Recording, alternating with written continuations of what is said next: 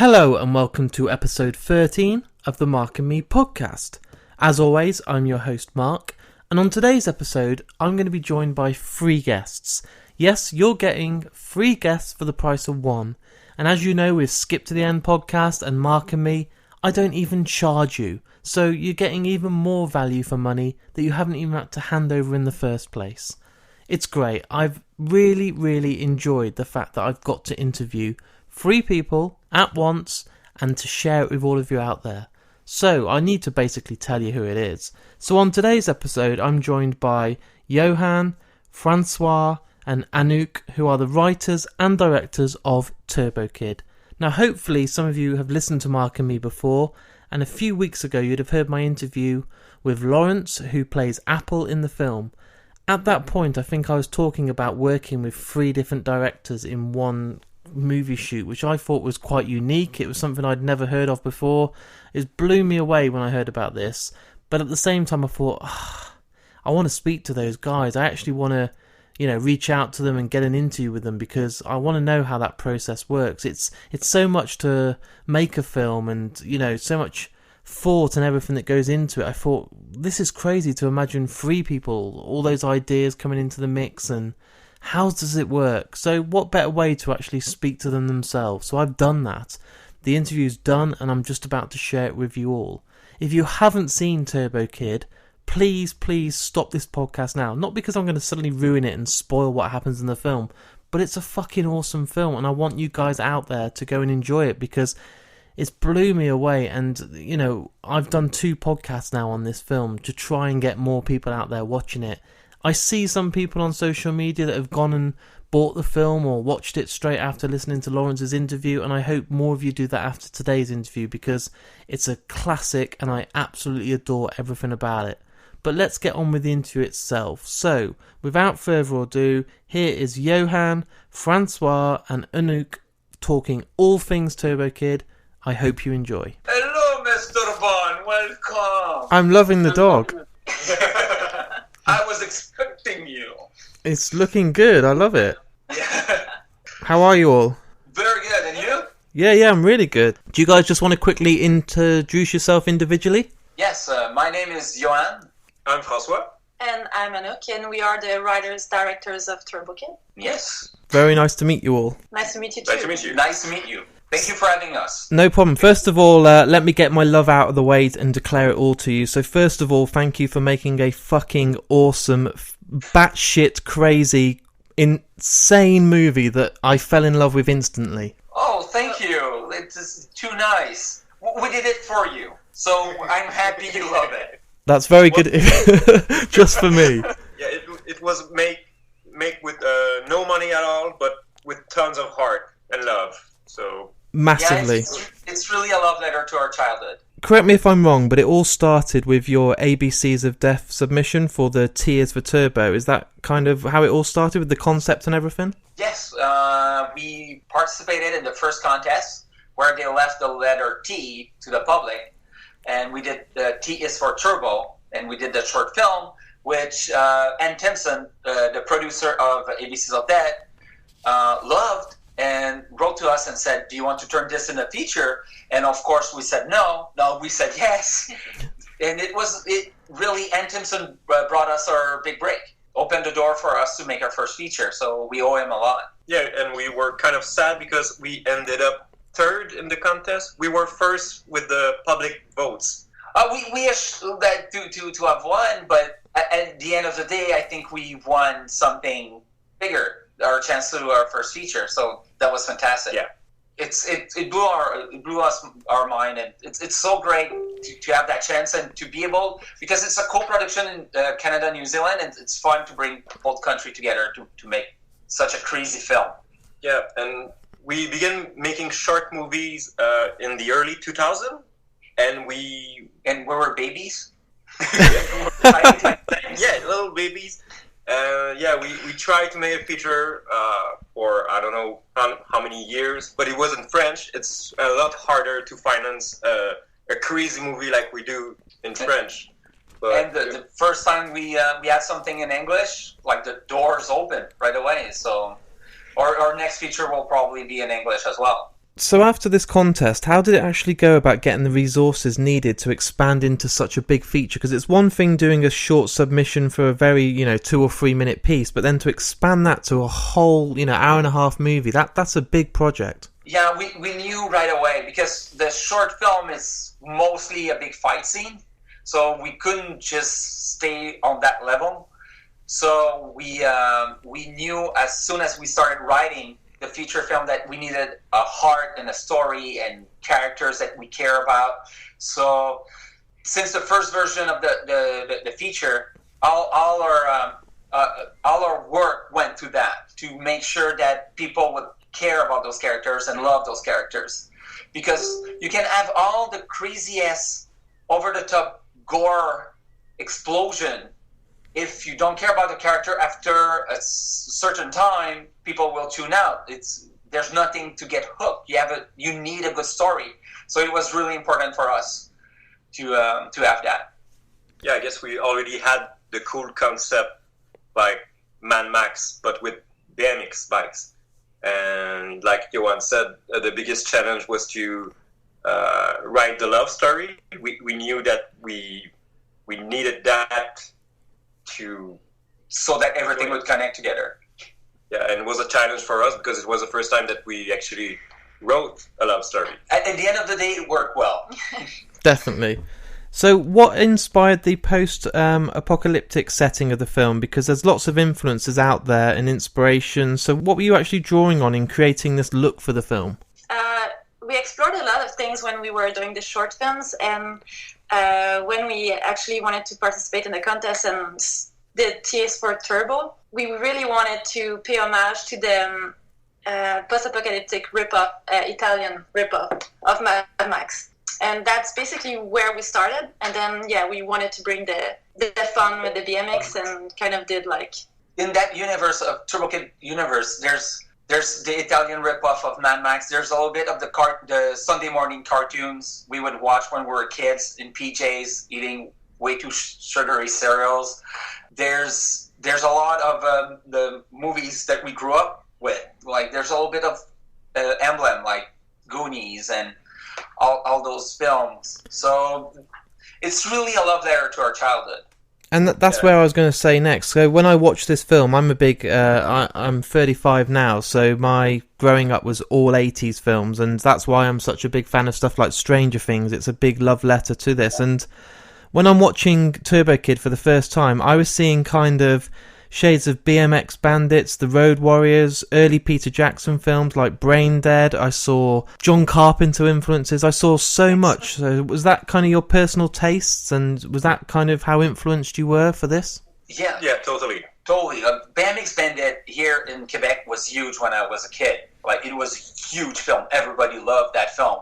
So it definitely for the colors of the film, we definitely went with BMX Bandit. Yeah, I would say you mentioned Peter Jackson. He's the whole reason I'm doing movies now. Like he was my when you have a spark, that's what I want to do in life. It was after watching Brain Dead. Yeah, and it's incredible to see that he went from kind of Brain Dead, and then we had stuff like The Frighteners, which is incredible, and then he had the Lord of the Rings films. It must give you a lot of kind of inspiration that you can go from doing anything small to the biggest blockbuster out there, you know? Yeah, and we want to explore. We want to try different style. We want to try different types of films and to see what he accomplished, because he went from one side to the other. I hope it happens to us as well. But to see young directors like Peter Jackson and Sam Raimi to do it, to be successful. Yeah, it's inspiring. Yeah, it's inspiring. So my big question is, and it's something that I've always been curious about. The film, correct me if I'm wrong, is set in 1997. Is that correct? Yes. So why was this film? Because I'm sure you must have been like, let's do this as 85 or 1983, or I'm sure this film in your head should have been an 80s film. In our mind is that the apocalypse happened during the 80s, so now we're in 1997. So we're in the future, and like a lot of the Mad Max Italian ripoff always had dates on them, like 1999 after the fall of New York or stuff like that. They had a specific date So we wanted that. We wanted to also to wink at those VHS tape cover, but at the same time, it made sense story-wise that the apocalypse happened in the 80s. That's why it's so 80s infused. Yeah. But now we're a little bit in the future. Yeah. We're in 97. Yeah, it's basically the future of the 80s. Yeah, the future of the 80s. And if we see it as a movie that was shot in the 80s, it makes sense that the future is 97. Even though it's ironic because we're in 2000.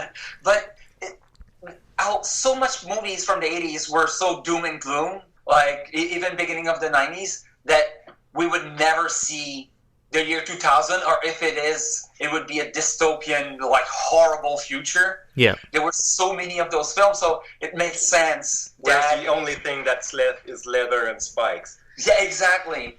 And hockey equipment, apparently.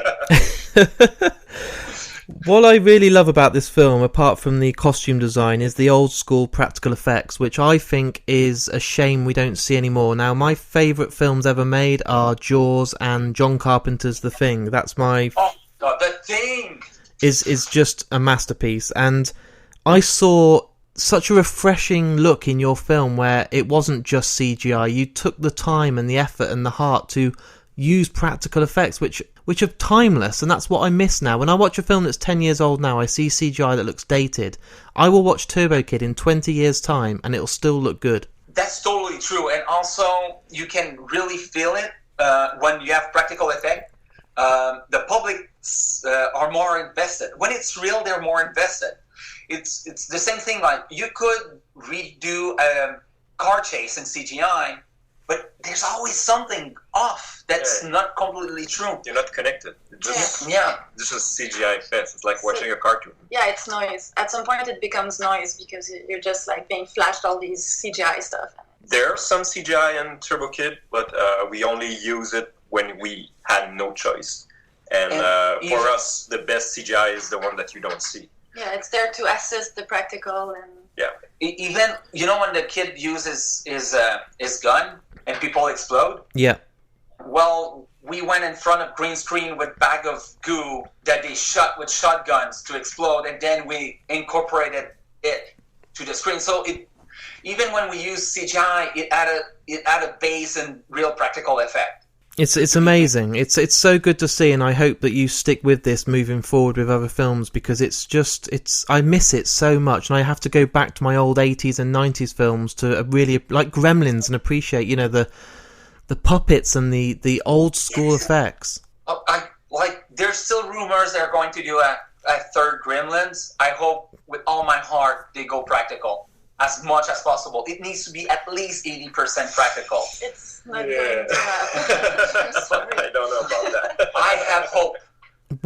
What's really strange is the episode that I released last week was with Zach from Gremlins, who plays Billy, and he told me that on the interview that basically if they do it, which is very, very close now, he thinks it'll only be Gizmo that will be a practical effect, but everything else will be CGI. I hope they don't. Like, I won't judge the people behind the project because we don't know what's happening behind the scene. But I hope they go practical as much as possible. They have to, and use a little bit of CGI just to patch what the practical effect cannot do. Yeah, I think it would help a lot. At least Gizmo will be real. At least Gizmo will be real. Yeah. I want you three to take on the new Gremlins film. We would love to. Yes. We would love to, please. If somebody's listening, it would be a dream project. And we would do it practical because we know how to shoot for them. We know how to shoot for CGI, but we're very good with practical as well. So we're like pitching to try to get the film like live.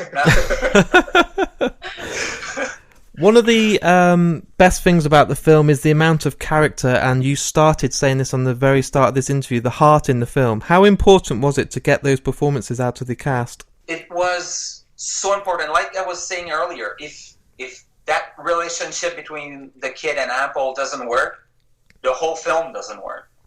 Like you can have all the gore and everything. You don't want anybody to start watching your film and going, dude, at one point that guy heads explode, I'm going to show you, and they fast forward to that point, show it, and then not watch the whole film. You want to get people to get invested from the beginning with the character to watch the whole film. So that was so important for us. And there was a magical moment when we were in prep, and we remembered that it was when Laurence and Monroe actually met. And they were just like trying out the BMX and just riding together the BMX in the studio.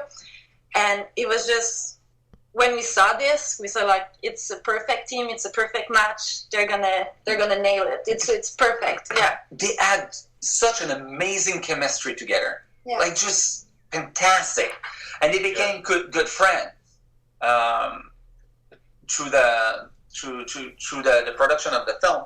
And I think it shows on screen. It massively does. I mean, when I'm watching the film, I genuinely believe that Monroe and Laurence are genuinely in love. Yeah, you could believe that. Yeah. They're not in real life. They each have their own relationship. We don't want to start rumors, but they are that good. Like, we were lucky to have such talented actors, because we didn't have the time to do everything we wanted to do. Every day was we had to make sacrifices. And the thing is, they were so good that every time we didn't have the time to like shoot like multiple takes. We only had time for one or two. They would nail it the first time. So they always came very, very prepared, and for directors it was easy to work with such talented actor. I would love to work with them anytime. Oh yeah, it was fantastic, because you would give a small instruction, they would get it right away and do it like perfectly. It felt empowering. It's like, but they're amazing. You're very blessed to have such a good cast, because Monroe, Laurence, and Michael, absolutely fantastic. Well, and Michael became a great friend to ours, and he's been great giving us advice on our career and everything. He's done everything. He's been in the business forever, and he's seen everything, and he's an amazing man. And a lot of people doesn't know, but before becoming an actor, he's done about every job on set. So he knows the job of everybody. That was awesome to have him on set. I would say working with Michael was interesting. At first, it was really hard, because I get it. We're three directors. It's kind of unusual, and we really had to win his trust. And when we did, now everything was perfect. Like he jumped in like full head on, and we had so much fun. Yeah, and I would mention also Aaron Jeffrey and Edwin Wright that are playing Frederick the Arm Wrestler and Skeletron. Like the whole cast would work with. Oh yeah, everyone. Every time somebody would leave, because it was their last scene, everybody on set would cry. The whole crew would cry, because it was a hard shoot, because weather was not on our side, so we had to battle the elements. And we often didn't have a lot of time, but we were able to build a family on set and Turbo Kid, and everybody was equal, and everybody was fighting for this film.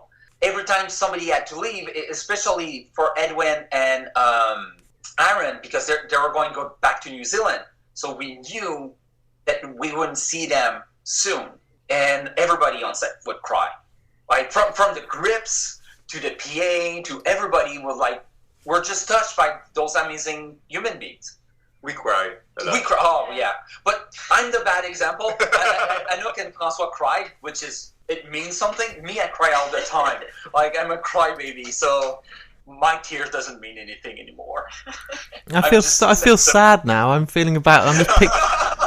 picturing all these people on set crying. Yeah. Oh, you should have seen us when we shot the ending, where spoiler, Apple dies. There was no music, just seeing them, and we were like, what have we done? It's all part of the process, and if you built a family on set that's that close and you're spending that much intimate time together, it's never going to be easy to say goodbye. No, it's like a heartbreak. Yeah. It's I think the hardest thing about making film, because for young directors out there, it's hard making film. Like, don't think it's easy. It's really hard. But the hardest thing about making films is, once you're done, when you went to war with all of those amazing people and you're home in your PJs, watching TV, there's something missing. To say goodbye after a shoot is the hardest thing about filmmaking. It's absolutely brutal. Whenever I recommend this film to anyone, I always tell them to go out and buy the Blu-ray, because the HD picture is such an improvement, and I genuinely believe that the locations you filmed on add such a depth and such a unique style to the film. Were these locations actually looking apocalyptic, or did you have to dress them up a lot more? Because it just looks so natural. We filmed most of the film in a quarry in Montreal. A lot of it did look apocalyptic, but we had an amazing artistic director called Sylvain Lemaitre, which did miracles with no money. Like, he would rub two quarters together and suddenly we had a set. So we cut a lot of things, but we let the spaceship. Yep. That scene in the script, just in case he would be able to do it. But we had already other plans. Like, we'll never get a spaceship, so where can we put this scene and everything? And so we had other plans. We were ready to cut it out. I don't know how he did it, but he made it. He just put two back together and some plastic, and ta-da! We had a spaceship. And it was looking good. Yeah. And he was supposed to have 2 weeks to build that spaceship. And because we had terrible weather, and on the first day of shoot, we started having snow. So the scenes that were supposed to come later on came earlier. So instead of 2 weeks, he had 3 days to build it, and he made it. So he is an amazing man. He deserves an Oscar for that alone. Oh, yes. Totally. He deserves all the Oscars. All of them. All of them. Best actress, give it straight to him. Exactly.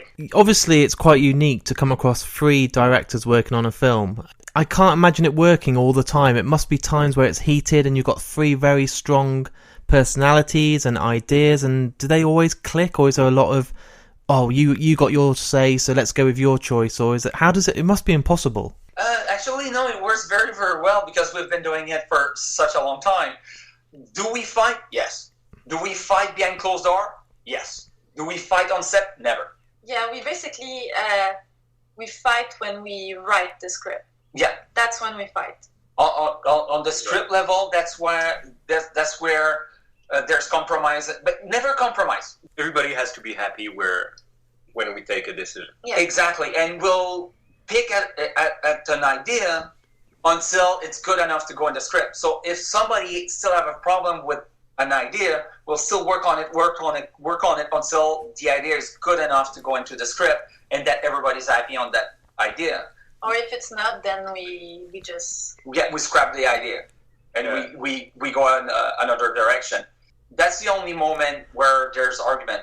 But when we get on set, after pre-production and everything, where we're not on script, we're such on the same wavelength that there's never any argument. We all know where we're going, and it's always worked perfectly. And we can't afford to lose time because we're arguing. Yeah, exactly. So actually on set, it becomes something good that we're 3 because we can come up with solutions quicker. Yeah. And yeah. We're like a band, when you just give a look. And we understand each other. And we start the song. We have that weird hive mind where we share a brain. That's amazing. That's why it worked. Yes, exactly. And also we're family. So we hang out together all the time. Like, we don't hang out only when we're making film. Well, we're always working, but yeah, that's maybe why. That's why we hang out all the time. But we're always together. We talk with each other at least 5 times every day. So, and that's been for more than 20 years. We've been like this. So, well, I think we're an anomaly. Yeah, it's not for everybody. To do it for so long and be successful, and to still be here now, talking with so much passion and love, it's refreshing to hear. Oh, thanks. Unless it's all put on, and in 5 minutes when this call ends, you end up all beating each other up like a Royal Rumble in wrestling or something. Yeah, exactly. Like we said, behind closed doors. Behind closed doors, nobody knows.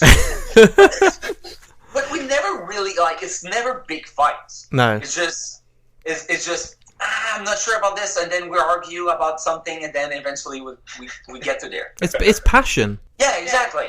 We're passionate people. Where does it go from here? Because when I spoke to Lawrence, and I hope she didn't, say the wrong thing, but she kind of confirmed that she's going to be in the sequel. Yes. Well, that's out there. So yes, that's okay. So let's confirm it as well. We had no choice. Bring her back, but how will she be back, and who shall she be? You're a There's tease. still mystery around that. So, are you guys? What's the timescales? What are we looking at? Are you writing at the moment? Have you done the script? Yeah, we were done with the script. It's in the producer's hand right now, so it's kind of just following the normal process of filmmaking, like development and everything. So we might do some tweaks on the script before we actually shoot. But it's just it's going well. It's going very, very well. Like it's just doing what movie does, and movie takes time to be made. I know I've mentioned him a couple of times today, but I did hear, when I listened to your soundtrack to the film, I hear influences of John Carpenter. I hear it. Yes. I love John Carpenter, and I'm sure you guys do. If you don't, you're crazy. He's a god. Let's face it. He's a god. Like he's a super guy. Yeah, he's the super god of cinema. But that's crazy, because our cinematographer is actually also one of the members of the band who did our score. Oh, cool. And he's got the same. He's one of our best friends. We've got the same inspiration, the same love for cinema and everything. So, and for nostalgia. So, he's the fourth member. He's not here today, but he's at the same level than any of us. Every one of our film will be making with him. Yeah. There's such an amazing chemistry with him. So it really is crucial to your film. I think without it, it wouldn't have. It's still a great visual film, and the directing's great, and the acting's great. But that music adds so much to the film. It's crucial. Yeah, I think Tarantino said music is the soul of the movie, and I kind of agree with that. It's such an important part.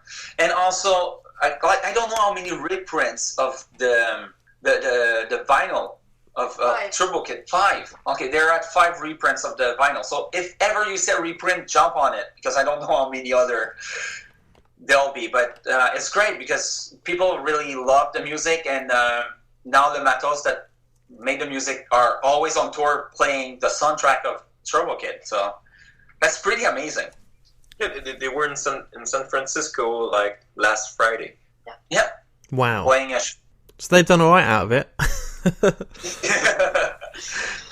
What is the future looking like for all three of you at the moment then? Have any of you got any projects where you'd like to go off and do something on your own, or are you always going to be this unit? I don't see the fun in that. No. The movie making is very stressful, and to have 3 people to bounce off ideas, that eliminate the self-doubt, because I don't know, we have such a strong bond, and it really helps us to be stronger. The fact that we're 3 makes us actually stronger. So I wouldn't see us going on our own and making project on our own. I think we're having too much fun together.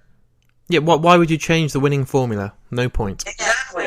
And each one of the group is a security blanket. So it's good. We're like Linus and Charlie Brown. And making movies is kind of like going to war. Yeah. And the fact... But not actual war. Yeah. In a allegorical way. I don't know if it's a word. But... It is now. It is now.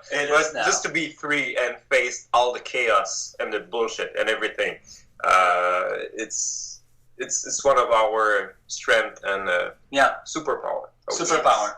And like François, I think one of the great examples of François of what is filmmaking is when you play a video game, and you have to mash one of the buttons to fill out the power bar. So you're mashing it, and you see the time going down, and you're mashing it, and you're trying to get that bar as far as possible. That's a little bit. Yeah, we're huge video gamers, so it makes sense to us at least. So if people that listen to this show play video games, they'll get it. I think it was budget versus our vision. Like, yeah, exactly. What we actually are able to do with the budget, and it's hard. And also we see movie making as a collaboration, and everybody comes together to make the film.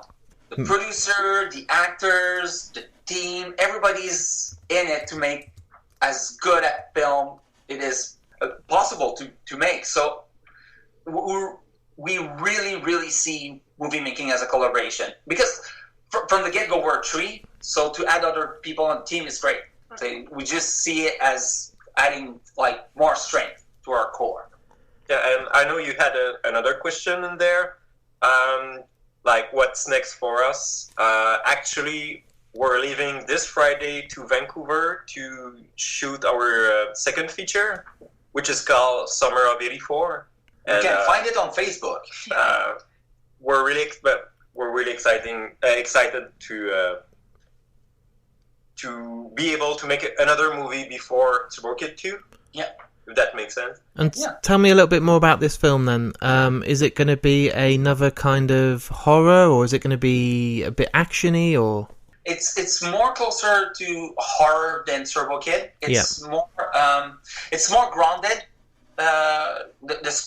And it's the first time we will direct a script that we didn't write, which is very, very interesting.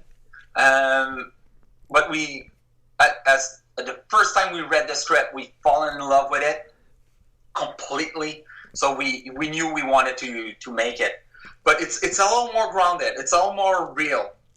It's not as crazy over the top as Turbo Kid. But it will still feel like one of our films. It's still like in the same atmosphere. But way darker. Way darker. Yeah. I'm excited for it. Yeah, we always pitch it like a Goonies or The Burbs, but R-rated. That's it. I'm sold. That's all you needed to say is an R-rated Goonies. And Jean-Philippe and his band Le Matos is back to write the score. Yeah. And do the cinematography. A question for Anouk. Being a female director, has it been a good week for you seeing Patty Jenkins obviously get the directing role for Wonder Woman and being so successful? Is it quite refreshing in a world that's quite dominated by male directors? Has it been quite a quite a good thing to see? Yeah, it is, and it's also good to have a female director get such a big project. Also, to be able to drive such a big project, it's really cool. Yeah, I have yet to see the movie though, because we're going busy. in prep in 5 days. So we're missing everything, but it's really cool to see, and also The Handmaid's Tale, which I'm still able to follow. So that's also something I'm really proud of. Yeah, it's directed by a woman. Yeah. The Handmaid's Tale. It was also a cinematographer. Yeah. It's good to see it. So it's really nice to see, and to be given a DC film on that scale of that, it's normally Zack Snyder. Exactly. It's amazing. Yeah, to have. There should be more. There should be more. Yeah. It's funny because sometimes Anouk is not seen as a female director because she's part of a group with 2 guys. Yeah, so I'm kind of not allowed in the girls band, but it's kind of weird. But yeah, I'm always rooting for them. Yeah. Yeah, but she is. She is a female director completely. And for people that we often say it, but it's true. She is the brain of the operation. like we're 2 goofy guys, itching a ride. She is right. She is the brain of the operation. She's the one that. Okay, now serious. No more joke. Okay. No more joke. You need a voice of reason. Yes, exactly. And she totally is. And it might probably keep you. It might keep you grounded at times. Yes, and she's amazingly creative, and she understands things, and She's amazing. I don't think the group would be like we have if it weren't for Anouk. Well, each element is important. Oh, there's so much love in the air. Yes. So it's sounding pretty good for the future. You've got a brand new film you're going to be working on. Okay, it's not your script, but you get to direct and have loads of fun and, have a bit of a breather and then start to miss working on Turbo Kid. And then after that, you go back and do the sequel to where it all came together. It's exciting. It is. It is, and I think it's good that we do a film before Turbo Kid because we don't... I love the universe of Turbo Kid, and I hope we're going to do multiple of them, but we don't want to be the Turbo Kid people. We don't want to just do Turbo Kid. We want to explore. We want to try other things. Yeah. So to do another movie in between Turbo Kid would be amazing. Because Turbo Kid needs at least a trilogy. I'm shooting out there. Yes. No pressure. I agree, but I think the best thing you needed to do was have a break and do something different. I think. Let's be honest, we're not all, how long has it been since we talked about Gremlins? But, we don't need Gremlins 1, 2 and 3 over 3 years. We need to miss and wonder what those characters are up to and want to fall in love again with them. So I'm now pining for Apple. I need to see her on the screen again. So you guys kind of teasing and telling me we will makes me think, oh, wicked, I can't wait. If I had her already, I'd be bored and wanting to see her again in the third film. So it's nice. Awesome. Yeah, and also there's a bit of pressure. We don't want to fuck it up. Can I say fuck it up? Yeah, of course. This is, you can say what you want. Yeah, so we want to make this right, and because some of the fans out there of Turbo Kid gave us so much love. Like some of them are getting tattoos, and we're receiving so much fan art and cosplay and original music, and there's so much love from all the fans of Turbo Kid that we want them that when they watch Turbo Kid 2 to be as happy than when they watch Turbo Kid 1. And there's something that we cannot do anything about, is that Turbo Kid 1 had the element of surprise, but my dog is running in. Oh, doggy. But Turbo Kid 2, everybody will know some of the characters, so there's a little bit less of... So we're really working on the story and the heart so that people fall in love again with the whole universe. Is it kind of... The pressure must be... It makes me think, when we're talking like this, it makes me think of a band that come along and have an amazing debut album, like...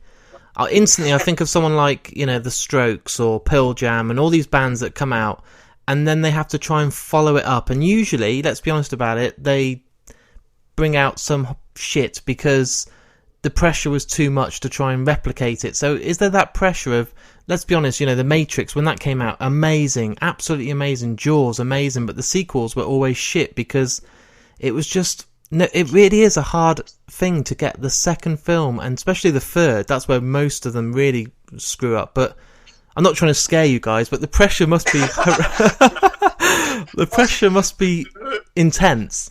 Yeah, it is. It is scary. If you care, it is scary. I think if you don't care, it must be easy because you're just going along with whatever you want to do. But we care deeply about that universe, and so we do put a lot of pressure on ourselves. Yeah. And we want to release something that's as close to perfect as possible. Sorry for the dog. Special guest appearance from the dog. Yes. So the dog is excited. The dog is shouting out that he wants you to do well.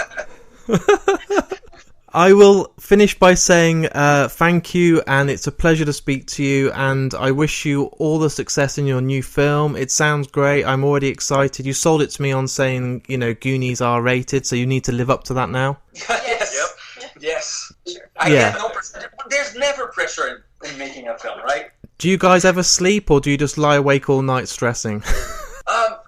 No, I mean, we don't have time for sleep. Sleep. We're on so many projects right now that every waking hour we're working. So that's how it should be. Yeah. So when do you guys fly out? Is it next week? Yeah, on the 9th, actually. Wow. Friday. Yes. It must be exciting. It must be getting those butterflies in your stomach thinking, we're going to be doing another film. Oh, yeah, it's been, I think, 3 months of that non-stop of butterflies. And It's like Christmas Eve. Yes. It is very good butterflies. Yeah. You're in a plane and you're about to jump, with a parachute, and it's exciting, but it's kind of controlled. Like, it's scary, but you have a control over the jump. But it's scary because you have to do a good movie. That's the... Yeah. So you need a good parachute now and not hit the floor. Yeah. Yes, exactly. Thank you, guys. I really enjoyed this interview. It's been great talking to you guys. Oh, thank you for having us. So, there we have it. There's the interview with Yoann, François and Anouk, talking all things Turbo Kid 2, which I'm very, very excited for. Just great people. One of my favourite interviews, and I know I keep saying this, but I am only 13 episodes in. I've been able to speak to some of my favourite people in the movie industry, and it's not going to stop. I've got huge respect for these guys. You know how hard it is to make a film, to work together as a tight unit and have these creative, really out there ideas, but they work so well. It's an absolute pleasure to sit down and speak to these guys, so I hope you guys at home have enjoyed the interview too. What I'm really liking at the moment, especially with Dominic's episode a couple of weeks ago, is the feedback. Again, you're all telling me how much you're enjoying the stories, how much you're enjoying knowing more about the film industry. Yes, I've loved going out there and speaking to people like Kevin Smith, Jason Mewes, Sir Anthony Hopkins, but I also like speaking to people that make the films and are behind the cameras, and it's fascinating to hear their stories and get that more knowledge and insight into the film industry. So I hope you guys are enjoying it too. The numbers are going up and up. I was blown away by the response from Dominic. It's been fantastic. For any of those guys out there, we are going to be getting him back on soon. There's some really good episodes that I've recorded and got down already with some other guests. By now I don't reveal any of my guests. It's all about playing on social media, going on my Twitter, going on my Facebook, and basically waiting for me to tease and then hopefully drop the name. My episode will be out again in 2 weeks' time. It's not always going to be every 2 weeks because I will end up, being ill from doing this and skip to the end. But as soon as I've got content, I'm going to do as much as I can to get it out there consistently for you guys. I love the feedback. Please keep tweeting. Please keep going on Facebook. Just keep letting me know what you like. If there's any guests you want me to try and reach out to, just tell me. It doesn't matter who it is. I will do my best to get them for you. Like I said, I've got some really good content coming up. Just stay safe, be cool, and I'll speak to you all again in a couple of weeks' time. And thank you again for listening and giving me your time. I love you all.